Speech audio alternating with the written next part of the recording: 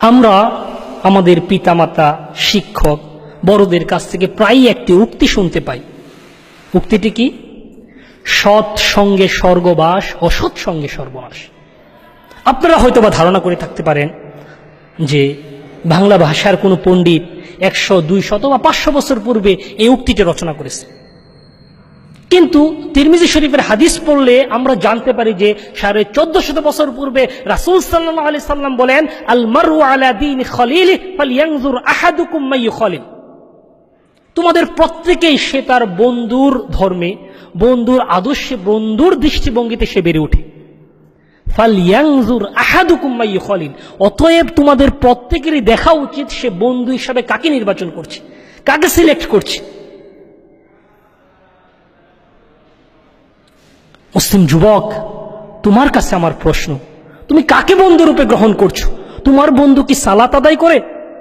তোমার বন্ধু মানুষদেরকে সৎ কাজে আদেশ, অসৎ কাজে নিষেধ কি দেয়? তোমার বন্ধু সকল প্রকার অন্যায়, অপকর্ম, অবৈধ নারী থেকে দূরে থাকে তো? নাকি তুমি এমন কাউকে বন্ধুরূপে গ্রহণ করেছো যে কখনোই সালাত আদায় করে না, সকাল সন্ধ্যা জুয়ার আসরের মতো সিগারেট, মদ, মাদকে সে জর্জরিত? তাহলে তুমি অপেক্ষা করো, তুমি অপেক্ষা করো। অল্প কিছুদিনের মধ্যেই তুমিও হয়ে যাবে নেশাগ্রস্ত, জড়িয়ে পড়বে জুয়ার মতো অবৈধ কাজে, আর নামাজ সেটা যে তোমার উপর ফরজ তুমি সেটাই ভুলে যাবে। তাই মুসলিম যুবক, তুমি সতর্ক হও, তুমি সাবধান হও। তুমি কাকে বন্ধুরূপে গ্রহণ করছো, কার আদর্শে তুমি গড়ে উঠছো, কোন নেতা নেত্রীর পিছনে তুমি দৌড়াচ্ছ। সহিহ মুসলিম শরীফের হাদিসে এসেছে, রাসূল সাল্লাল্লাহু আলাইহি সাল্লাম বলেন, ইন্নামা মাসালুল জালিসিস সালিহ ওয়া জালিসিস সু কাহামিলিল মিসকি ওয়া নাফিখিল কির। ভালো বন্ধুর উদাহরণ হচ্ছে, ভালো সঙ্গী, নেককার সাথীর উদাহরণ হচ্ছে আতর বিক্রেতার ন্যায়, যার নিকট গেলে তুমি ভালো কিছু শিখতে পারবে, সৎ উপদেশ পাবে, আতর পাবে, সুঘ্রাণ পাবে। আর খারাপ বন্ধুর উদাহরণ হচ্ছে কানাফিখিল কির, কামারের ন্যায়, যার নিকট গেলেই তোমার কাপড় পরবে, নচেত তুমি তার কাছ থেকে দুর্গন্ধ ব্যতীত অন্য কিছুই পাবেন। তাই প্রিয় উপস্থিতি, আমরা আমাদের সমাজে দেখতে পাই যে যেরকম তার বন্ধুগুলো, তার সাথীগুলো, তার সঙ্গীগুলো ঠিক সেরকমই হয়ে থাকে।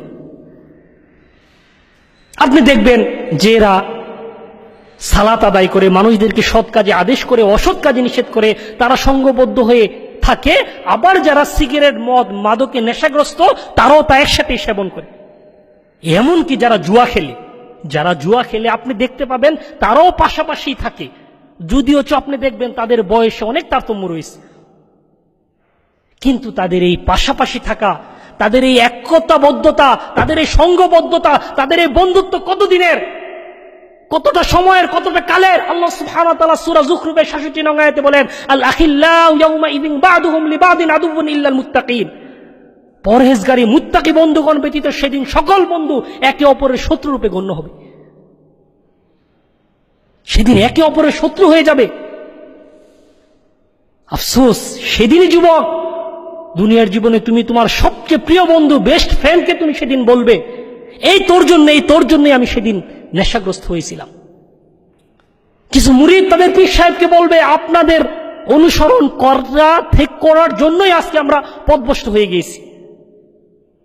অসংখ্য মানুষ তাদের নেতা নেত্রীকে বলবে, আপনাদের আদর্শ গ্রহণ করে আজকে আমরা জাহান্নামী হয়ে গেলাম।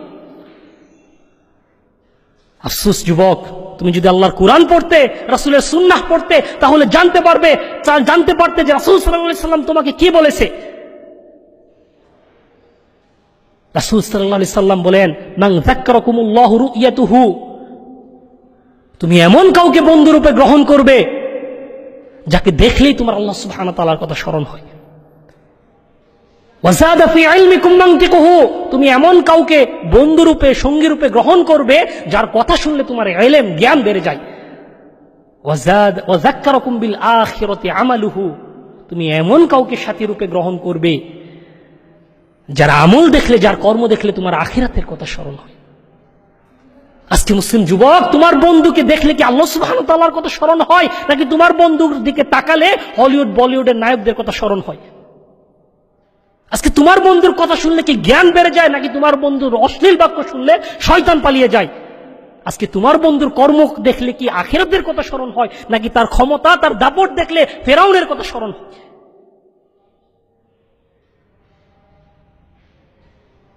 আল্লাহর কোরআন, রাসূলের সুন্নাহ তোমার সামনে তুলে ধরলাম। এখন তোমার ইচ্ছা, তোমার স্বাধীনতা, তুমি কাকে বন্ধুরূপে গ্রহণ করবে।